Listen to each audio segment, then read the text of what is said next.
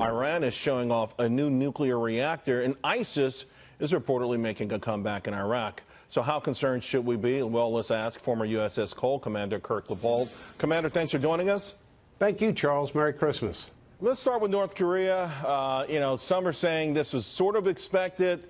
There have been some rumblings, particularly, over the last few weeks, and it's a typical stunt by Kim Jong-un. But people are concerned because, we don't know how far he will go when he wants this sort of attention.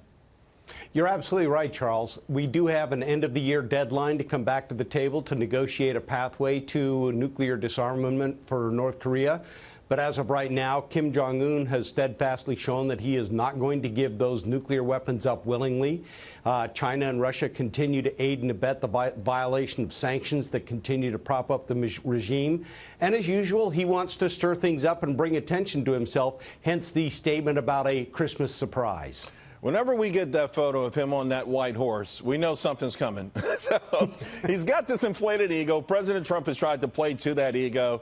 And some are saying, well, that could be a critical mistake. Maybe someone like this, a tyrant, a dictator, we've got to go at him really hard. We need to resume the sort of military exercises that were a show of force. We need to make the sanctions even more biting and stronger. What do you think? Well, Charles, I think when you look at it, the orthodox didn't work. It didn't work through the Bush administration, the Clinton, the Obama administration. None of them worked in effectively trying to rein in control from North Korea building and then gaining nuclear weapons. They have them. That is a fact. So President Trump tried the unorthodox. It has not necessarily worked to this point. What we have given them, unfortunately, is time and space for the research and development in not only the ballistic missile technology, but potentially the miniaturization of the weapons themselves. I think at the end of the year, if they haven't come back to the table, then as we've seen a former national security advisor and Ambassador Bolton point out, we're going to have to reimpose sanctions, and this time make them bite. Not only to North Korea, but to China and Russia as well, and make them all start paying that price for allowing North Korea to behave this way. I want to move on to Iran, but quickly, I mean, and we've had this discussion before, but is there an end game here that does not involve serious violent consequences? I think there can be an end game, but we have to make sure that first and foremost, North Korea knows what the consequences are going to be. We have both the capability and credibility that we have to back up to do that. But more importantly, let's face it, the only military ally that North Korea has ever had is China. China is going to be made to understand that if we have to go to North Korea, they're expected to step aside and stay out of the way.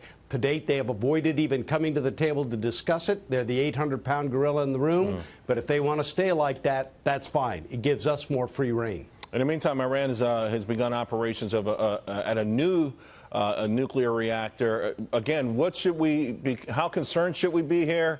We know what their ultimate goal is. Many believe that they were on the path toward being able to have nuclear weapons after they signed the prior agreement with the prior administration. Charles, there is no guesswork. Iran is on a path and continues to do those things that will get them a nuclear weapon at some point in time.